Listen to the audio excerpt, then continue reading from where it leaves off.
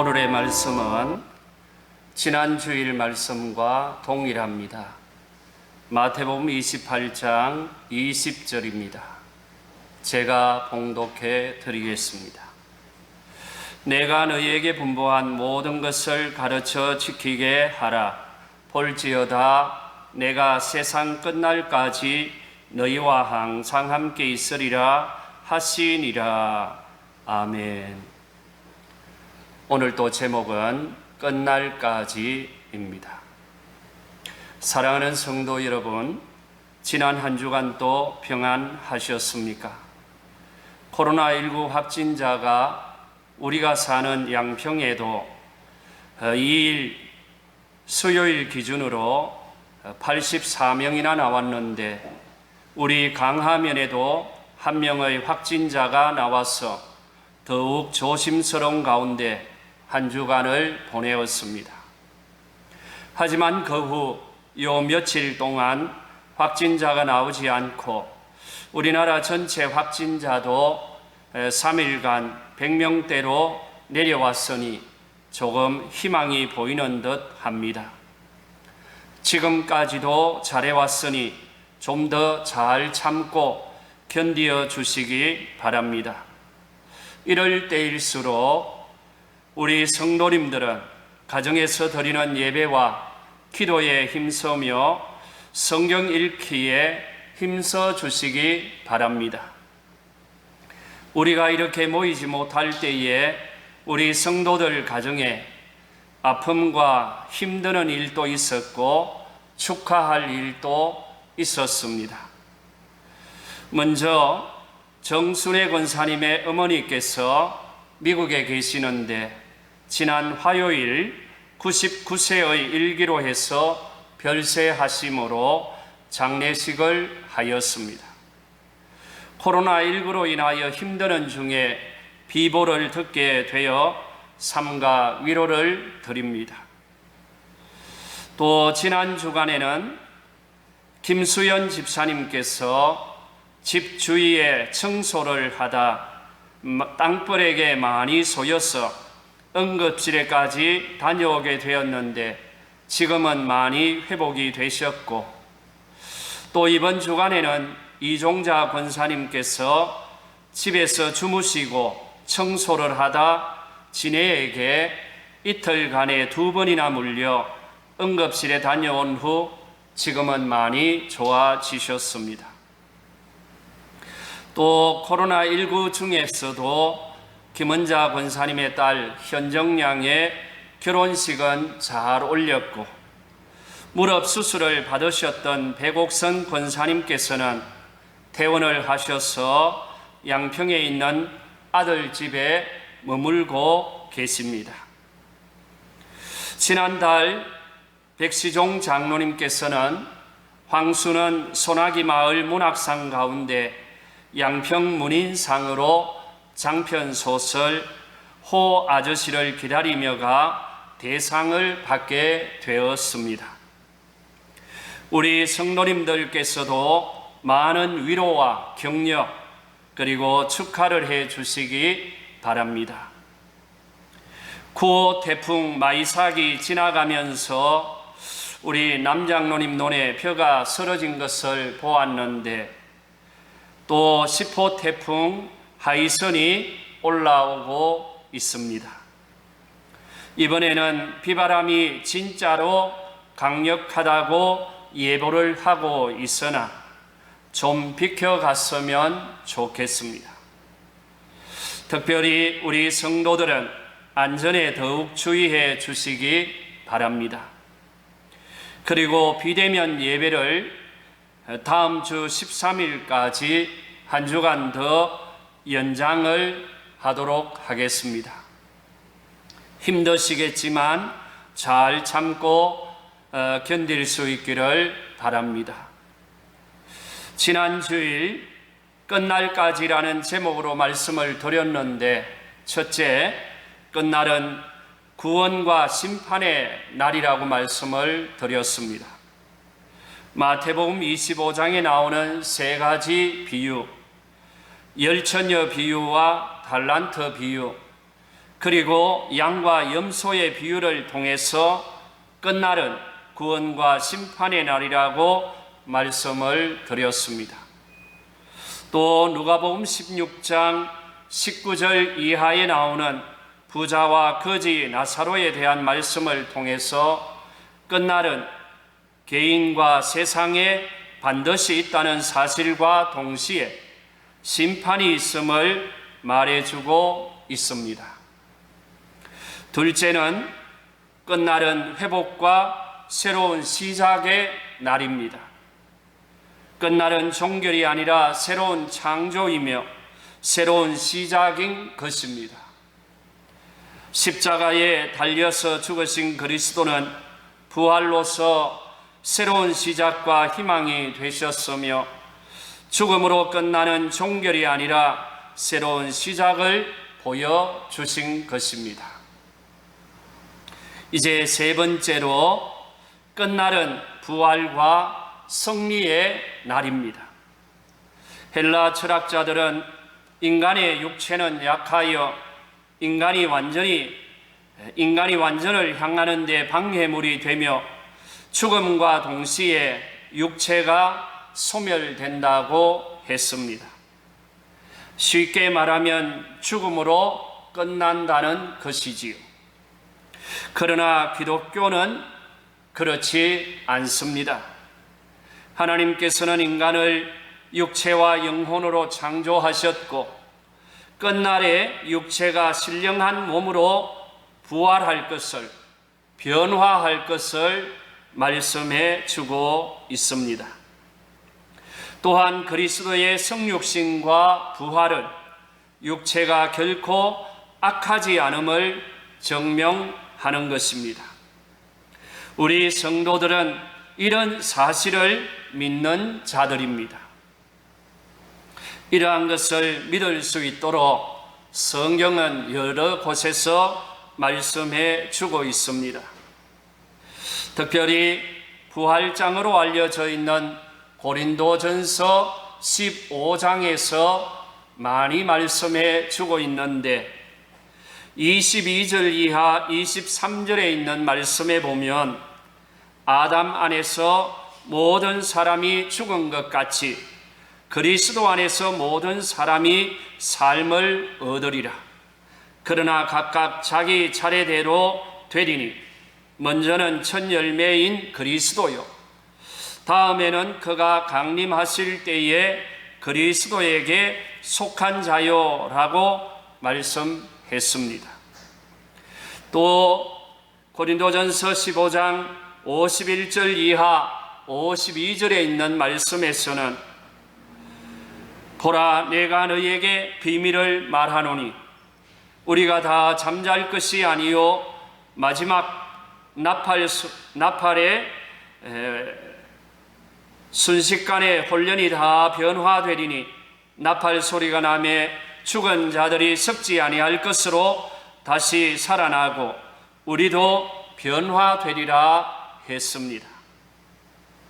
또 요한복음 5장 28절 이하 29절에 있는 말씀에서는 이를 놀랍게 여기지 말라. 무덤 속에 있는 자가 다 그의 음성을 들을 때가 오나니 선한 일을 행한 자는 생명의 부활로, 악한 일을 행한 자는 심판의 부활로 나오리라 했습니다. 그런가 하면 고린도전서 15장 55절 이하에서는 이렇게 말씀합니다. 사망아, 너의 승리가 어디 있느냐? 사망아, 내가 쏘는 것이 어디 있느냐? 사망이 쏘는 것은 죄요, 죄의 권능은 율법이라. 우리 주 예수 그리스도로 말미암아 우리에게 승리를 주시는 하나님께 감사하노니, 그러므로 내 사랑하는 형제들아, 견실하며 흔들리지 말고 항상 주의 일에 더욱 힘쓰는 자들이 되라. 이는 너희 수고가 주 안에서 헛되지 않은 줄 알미라고 했습니다. 헬라 철학자들이 하는 말처럼 세상 끝날에 죽음과 함께 모든 것이 끝난다고 하면 현실의 삶을 공허하게 만들고 약화시키고 슬픔의 골짜기 속에 좌절감을 더 확대시킬 것입니다. 그리고 이 세상의 삶을 마음의 만족만 가지고 살게 하거나 아니면 단지 보내고 넘어야 하는 것으로 생각하게 만들 것입니다. 만약 우리 그리스도인들이 이러한 이론을 따르면 생명의 보호자이신 살아계신 하나님의 뜻에 대한 거역이 되며 종교적으로는 신앙생활을 하고 있지만 무신론자가 되는 것입니다. 그러므로 끝날은 모든 악의 세력과 죄의 죽음을 이기는 부활과 승리의 날인 것입니다. 이 세상의 삶이나 죽음은 끝이 아니요 더욱 큰 영광으로서의 서곡인 것입니다. 그러므로 우리 성도들은 하나님 나라 그 천국에 대한 소망을 꼭 가지고 살아갈 수 있기를 바랍니다. 생명의 부활로 나올 것을 소망하고 항상 주의 일에 힘쓰는 자들이 되실 수 있기를 바랍니다. 넷째로, 끝날은 하나님께서 약속을 성취하고 완성케 하는 날입니다. 성경에서 시간에 대하여 사용된 낱말 중에는 크로노스와 카이로스가 있습니다. 크로노스의 시간은 자연적으로 흘러가는 시간을 말합니다. 그러니까 무한히 흘러가는 객관적인 시간을 말하는 것입니다. 지금 또 크로노스의 시간은 째깍째깍 흘러가고 있습니다. 해가 뜨고 해가 지면 하루가 지나고 지구가 태양의 주위를 반바퀴 돌고 나면 1년이 지나갑니다. 지나간 인류의 역사도 크로노스의 시간입니다. 크로노스의 시간은 모든 사람들에게 동일하게 주어지는 시간입니다. 그러나 카이로스는 다른 것입니다. 카이로스의 시간은 크로노스의 시간 속에 특정한 시간을 말합니다. 의미를 부여할 수 있는 시간이고 계획을 세우고 그 계획을 이루는 시간입니다. 매우 정신적이며 주관적으로 느끼는 심리적인 시간이 카이로스의 시간입니다. 크로노스의 시간이 타자의 시간이라면 카이로스의 시간은 나의 시간이라고 말할 수 있습니다. 또 크로노스의 시간이 인간의 시간이라면 카이로스의 시간은 하나님의 시간이라고 말할 수 있습니다. 카이로스는 하나님에 의해서 하나님의 목적을 성취하기 위하여 정해진 특정한 시간입니다. 그래서 성경에는 이 시간을 때로 많이 사용되었습니다. 예를 들면 때가 참에, 때가 이름에, 때가 이르러 등으로 때에 대한 표현을 많이 하고 있습니다. 이 때는 하나님의 때요, 그리스도의 때요, 구속의 때입니다. 이 때는 인간의 구속을 위한 하나님의 계획의 때를 말하는 것입니다. 하나님께서는 크로노스의 시간과 카이로스의 시간을 지배하고 있고 다스리고 계시는 분이십니다.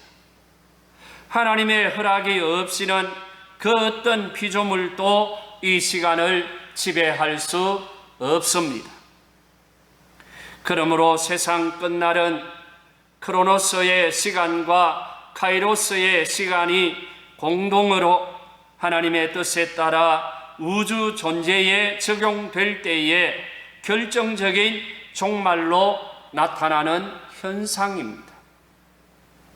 따라서 우주에는 하나님께서 정해두신 종말적인 카이로스의 시간이 있는 것은 사실입니다. 쉽게 말하면 약속하신 하나님의 때, 심판의 때, 종말의 때가 있다는 것입니다. 이러한 것은 우리가 연기하거나 취소하거나 무효화할 수 없는 것입니다.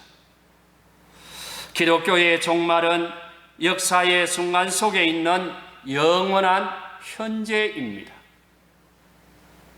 그러므로 종말이 가까이 왔다는 것은 그리스도의 재림이 가까이 왔다는 것을 의미하는 것입니다. 그리스도의 재림이 가까이 왔다는 것은 최후의 끝날이 가까이 왔다는 것이요, 하나님의 약속이 성취되고 완성케 하는 날이 가까이 왔다는 것을 의미하는 것입니다. 다시 말하면 하나님의 약속하신 때가 가까이 왔다는 것을 말해주는 것이지요. 그러면 그 끝날이 가까이 왔다고 해서 우리 그리스도인들이 놀라거나 두려워할 필요는 없습니다. 왜냐하면 하나님께서 우리와 함께 하시기 때문입니다. 우리 성도들은 내가 세상 끝날까지 너희와 항상 함께 있으리라 하신 말씀을 굳게 붙들고 믿어야 하겠습니다. 사실 제가 끝날에 대한 말씀을 드리는 지금 삶이 매우 어수선하고 뒤숭숭할 때 내가 세상 끝날까지 너희와 항상 함께 있으리라 하신 이 말씀이 마음에 많이 와닿았고 힘이 되었기 때문입니다. 사랑하는 성도 여러분, 우리 하나님은 어제나 오늘이나 영원토록 동일하게 우리와 함께 하시고 우리와 동행하시는 분이십니다. 이러한 것을 부활하신 후 재차 확인시켜 주신 말씀이 오늘의 말씀입니다. 우리는 끝날에도 우리에게 주어진 사명을 잘 감당하면 우리 하나님께서 우리와 함께 하시기 때문에 아무런 문제가 없는 것입니다. 그러면 우리 하나님께서 우리와 어떻게 함께 하실까요? 첫째, 임마누엘 하나님으로 우리와 함께 하십니다. 둘째는 보혜사 성령으로 우리와 함께 하십니다. 셋째는 재림하심으로써 함께 하십니다. 넷째는 하나님의 나라 통치자로서 함께 하실 것입니다. 이 네 가지에 대해서는 다음 주일에 하나하나 자세하게 또다시 말씀을 드리겠습니다. 분명한 사실은 세상의 종말, 끝날이 점점 가까이 오고 있다는 것입니다. 왜냐하면 종말에 관한 예언의 말씀을 보면 어느 정도 느낄 수 있기 때문입니다. 마태복음 24장의 말씀을 보면 예수님께서 감람산에 계실 때에 제자들이 조용히 와서 이렇게 물어보았습니다. 어느 때에 이런 일이 있겠사오며 또 주의 임함과 세상 끝에는 무슨 징조가 있사오리까? 이렇게 끝날에 대한 질문을 하였던 것입니다. 그러자 주님께서 이렇게 말씀했습니다. 너희가 사람의 미혹을 받지 않도록 주의하라. 많은 사람이 내 이름으로 와서 이르되 나는 그리스도라 하여 많은 사람을 미혹하리라. 이렇게 말씀했습니다. 이러한 말씀을 보아도 끝날은 반드시 있습니다. 그러나 우리 그리스도인은 또 그 밖의 사람들이든 이날에 대해서 지나친 관심을 가진 나머지 날짜를 정하고 시간을 정해서 삶을 혼란케 만드는 일은 없어야 하는데, 역사 속에 보면 이런 시한부 종말론자들이 계속해서 있었음을 보여주고 있습니다. 그러므로 우리 성도들은 미혹되지 않아야 하겠습니다. 다만 끝날에는 이런 징조들이 있을 것을 말씀했기 때문에 참고해서 모이기를 패하는 어떤 사람들의 습관과 같이 하지 말고 오직 권하여 그날이 가까이 옴을 볼수록 더욱 그리하자라고 했습니다. 이제 코로나가 끝이 나면 더욱더 모이기에 힘쓰는 우리 성도들이 되실 수 있기를 바랍니다. 또 기도를 계속하고 기도에 감사함으로 깨어 있어야 하겠고, 장차 올 이 모든 일을 능히 피하고 인자 앞에 설 수 있도록 항상 기도하며 깨어 있어야 하겠습니다. 그러면 성경에서 말하는 끝날에는 어떤 징조, 무슨 징조가 있을까요? 종말에 사는 우리가 참고해야 하지 않겠습니까? 종말에 관한 말씀은 성경 여러 곳에 많이 나오지만 특별히 마태복음 24장에서 많이 말씀해 주고 있습니다. 첫째는 마태복음 24장 5절에 거짓 메시아가 출현하게 될 것을 말씀해 주고 있습니다. 조금 전에 말씀을 드렸지요. 많은 사람이 내 이름으로 와서 이르되 나는 그리스도라 하여 많은 사람을 미혹하리라 했기 때문입니다. 둘째는 세계 도처에서 크고 작은 전쟁이 많이 일어날 것을 말씀하고 있습니다. 셋째는 천재지변과 자연의 재난이 있게 될 것을 마태복음 24장 7절 이하 8절에서 말씀합니다. 또 넷째는 악한 자들과 적그리스도가 나타나서 성도들을 핍박하게 됩니다. 다섯째는 하늘의 해와 달과 별들이 빛을 잃어버리게 되는 초자연적인 사건이 일어날 것을 말씀해 주고 있습니다. 그러므로 우리 성도들은 언제나 종말론의 신앙을 가지고 끝날이 지금 이때라고 생각을 하고 더욱 회개하고 복음을 믿어야 하겠습니다. 그런가 하면 죄의 사함에 대한 구원의 확신을 가지고 성령 충만한 가운데서 흔들림이 없는 믿음 생활을 해야 하겠습니다. 특별히 미혹되지 않도록 하나님의 전신갑주를 입으면 더욱더 좋겠습니다. 사랑하는 성도 여러분, 이번 한 주간도 승리할 수 있기를 바랍니다. 할렐루야.